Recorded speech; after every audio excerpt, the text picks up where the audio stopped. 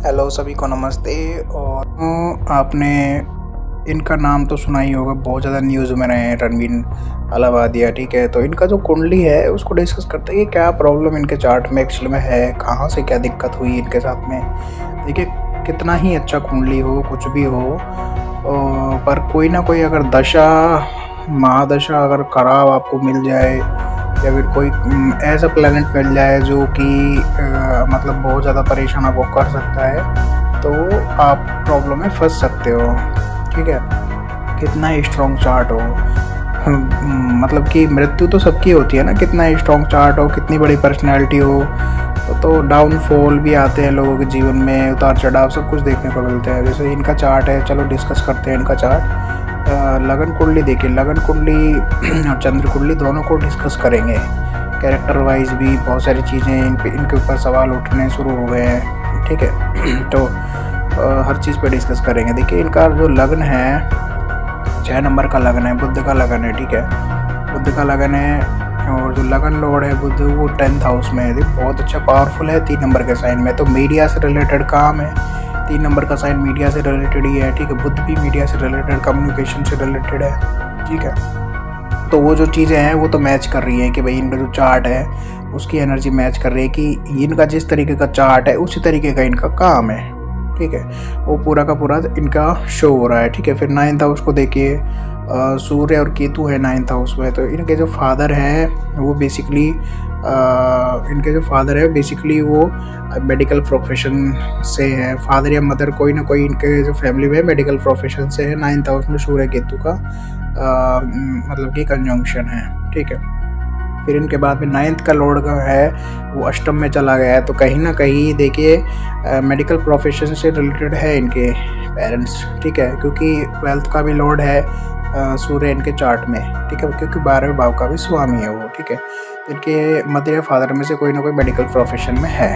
ठीक है, पहली बात ये है।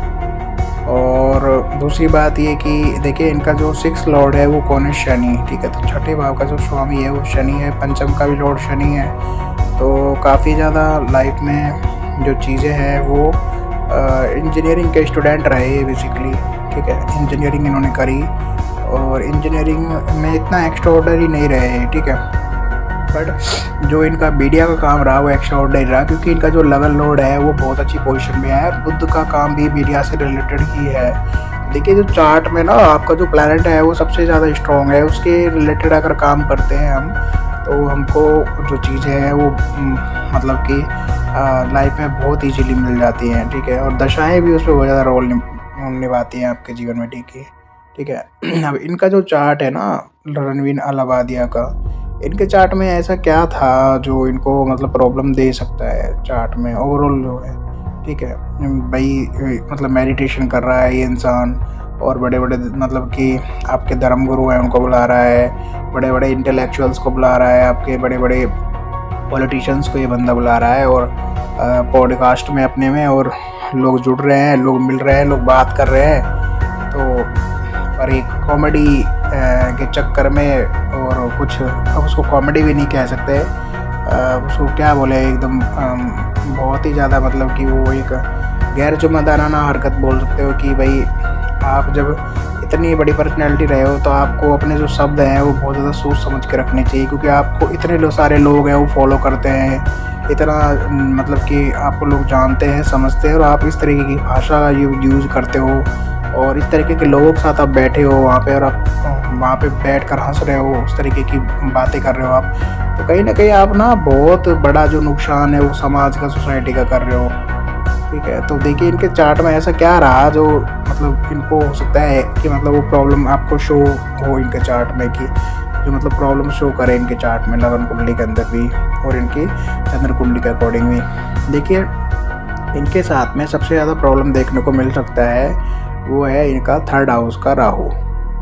क्यों कहा मैंने ऐसा इसलिए क्या कहा, क्योंकि देखिए 2nd हाउस में आपका मून है। ठीक है, 2nd हाउस और 3rd हाउस आपकी स्पीच को रिप्रेजेंट करते हैं। ठीक है, आपकी वाणी को रिप्रेजेंट करते हैं। ठीक है, 2nd हाउस और 3rd हाउस का बहुत ज़्यादा रोल है वहाँ पे।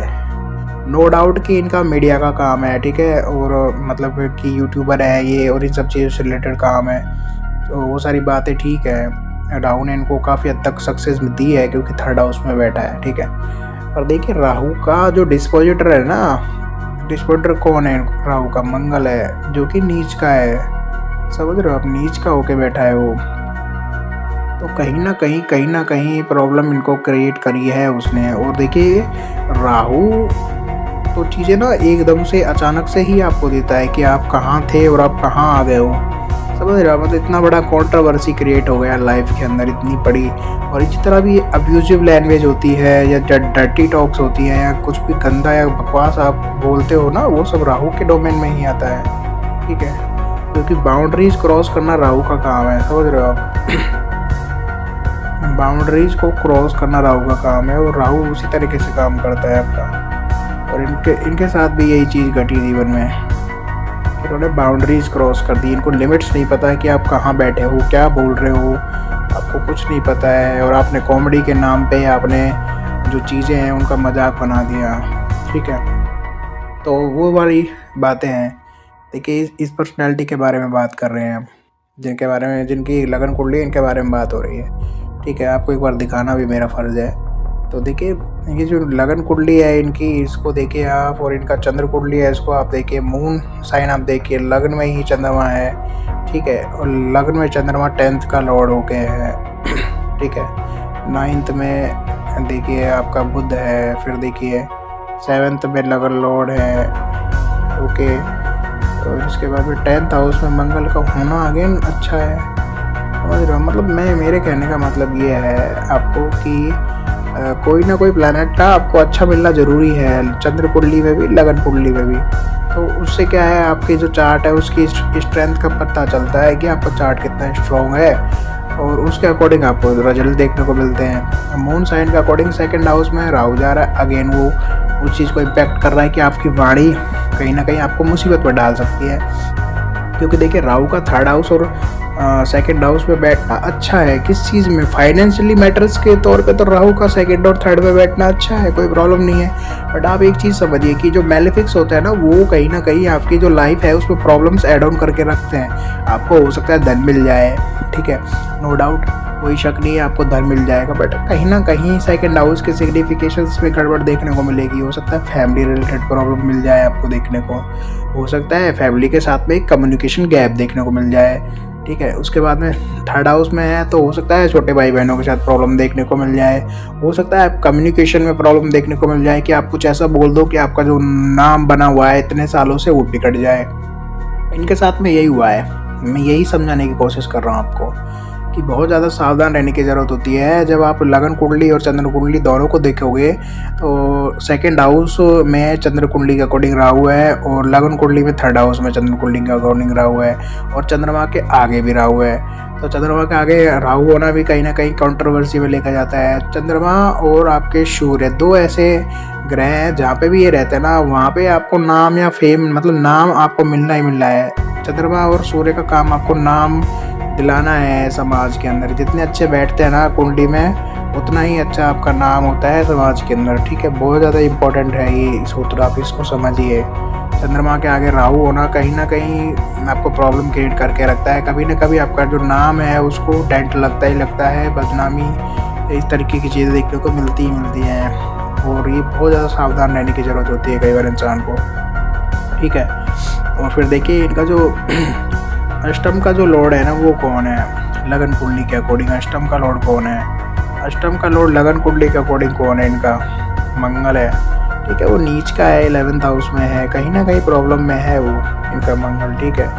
और वो डिस्पोजिटर किसका है? आपके राहु उसके घर में ही बैठा है मंगल के में। तो कहीं ना कहीं वो चीज़ें देखने को मिलती हैं। फिर देखिए आपके शनि को देखिए, शनि को कोई पावर नहीं है, आगे पीछे कोई ग्रह नहीं मिल रहा है शनि को, ठीक है। तो देखिए इन्होंने अपनी पर्सनैलिटी खुद बनाई, अपना काम खुद बनाया और अपनी आइडेंटिटी खुद बनाई। देखिए नाड़ी के अकॉर्डिंग आप समझोगे तो देखिए बुद्ध को किसका सपोर्ट है, शनि को किसका सपोर्ट है? बुद्ध का और चंद्रमा का सपोर्ट है, ठीक है। बुद्ध का और चंद्रमा का सपोर्ट है शनि को। अगर आप नाड़ी के अकॉर्डिंग चार्ट को देखना चाहो तो एक 5 नौ का ट्राइन आप देखो तो बुध और शनि का कॉम्बिनेशन है। तो बिजनेस कर रहे हो, किस चीज़ से रिलेटेड कर रहे हो, मीडिया से रिलेटेड कुछ काम कर रहे हो आप, ठीक है। तो वो अगेन उससे प्रेडिक्ट आप कर सकते हो। 50 तरीके हैं जिससे आप प्रेडिक्ट कर सकते हो, बट आपको ये भी समझना पड़ेगा कि आपको मनी आपको मिल रहा है, आपको पैसा आपको मिल रहा है, बट आपकी रिस्पॉन्सिबिलिटी ये भी है कि आप सोसाइटी को क्या दे रहे हो। आपका बहुत ज़्यादा ये मोटिव रहता है कि आप बड़े बड़े लोगों को आप बुला रहे हो अपने पॉडकास्ट पे, और आप मतलब ओपनली, इतना ओपनली आप कुछ भी बोल रहे हो जाकर, मतलब क्या था वो पता नहीं, और वो कहाँ आप बोल रहे हो, और वो लोग कैसे हैं जो वहाँ पे बैठ के इस तरीके की बातें कर रहे हैं। तो आपको ये चीज़ समझनी होती है कि आप कौन हो और अब क्या हो, आपकी पर्सनैलिटी क्या है, ठीक है। क्योंकि इतने बड़े बड़े लोग जब आपके पास आके बैठ रहे हैं, आपसे बात कर रहे हैं, बड़ी बड़ी चीज़ों पर डिस्कस हो रहा है, इतने बड़े बड़े मुद्दों पर डिस्कस हो रहा है, तो इतने छोटे लेवल की बात आप कैसे कर सकते हो इतने बड़े लेवल पर बैठ के। तो ये सब चीज़ें ना देखने को मिलती है चार्ट के अंदर, ठीक है। तो राहु कहीं ना कहीं इन्फ्लुएंस करता है चार्ट को, पूरे चार्ट को, ठीक है। तो ये एनर्जी इस तरीके की है। और मुझे ये समझ नहीं आया कि एस्ट्रोलॉजी में जब ये इतना बिलीव करते हैं तो इन्होंने अपना जो चार्ट है वो दिखाया होगा कहीं ना कहीं ये ज्योतिषी को, तो इनको ये समझ में क्यों नहीं आया कि आपको जो अपनी जो मतलब कुंडली है उसके कॉम्बिनेशंस के अकॉर्डिंग आपको जो भाषा है उसकी मर्यादा आपको रखनी पड़ेगी, नहीं तो आपको प्रॉब्लम हो सकती है भविष्य में भी। आज तो हो ही रही है, आगे भी आपको प्रॉब्लम देखने को मिल सकती है। और आपकी माफ़ी मांगने से चीज़ें ठीक नहीं हो जाएगी ना। आपने जो किया है वो कहीं ना कहीं सोसाइटी को भी हार्म कर रहा है, ठीक है ना। तो ये जो चार्ट है ना, ये थोड़ा मतलब पर्सनल भी नहीं कह रहा मैं, बट ये कहीं ना कहीं देखिए आप क्या मैसेज दे रहे हो लोगों को, वो बहुत ज़्यादा इम्पोर्टेंट हो जाता है, ठीक है। तो मेरी तरफ से मैंने चार्ट डिस्कस कर दिया है। ऐसा कोई मतलब कि बहुत ज़्यादा बड़ा मतलब बैड कॉम्बिनेशन नहीं है, बट आप कह सकते हो कि अष्टम का नीच होना और भाग्य के स्वामी का अष्टम में होना, देखिए बहुत सारे नेगेटिव कॉम्बिनेशन इनके चार्ट में है, ठीक है। हालांकि बृहस्पति लग्न में है तो बहुत सारा बचाव इनको हो गया है इनका, और उस तरीके से ये अभी बचे हुए हैं फ़िलहाल भी, ठीक है। बट इस तरीके की गलती ना हो भविष्य में तो ज़्यादा बेहतर रहे, क्योंकि ये कहीं ना कहीं आप सोसाइटी आपसे सीख रही है, सोसाइटी आपसे मतलब कि सबक ले रही है, क्योंकि देखिए आपको लोग फॉलो करते हैं बेसिकली। आप अच्छे लोगों को बुलाते हो और अच्छा एक इंटेलेक्चुअल डिस्कशन होता है, बहुत अच्छी चीज़ें सीखने को मिलती हैं। बट इस तरीके की भाषा और जिस तरीके के आपने मतलब शब्द बोले, उससे बहुत सारे जो लोग हैं उनका भरोसा उठ जाता है। लोगों को समझ नहीं आता कि किस तरीके की ये मतलब कि हिपोक्रेसी है, समझ लो आप। तो इस तरीके की चीज़ों से प्लीज़ बचिए ज़्यादा से ज़्यादा, ठीक है। और तो थैंक यू सो मच, ये आज का डिस्कशन रहा कुंडली का।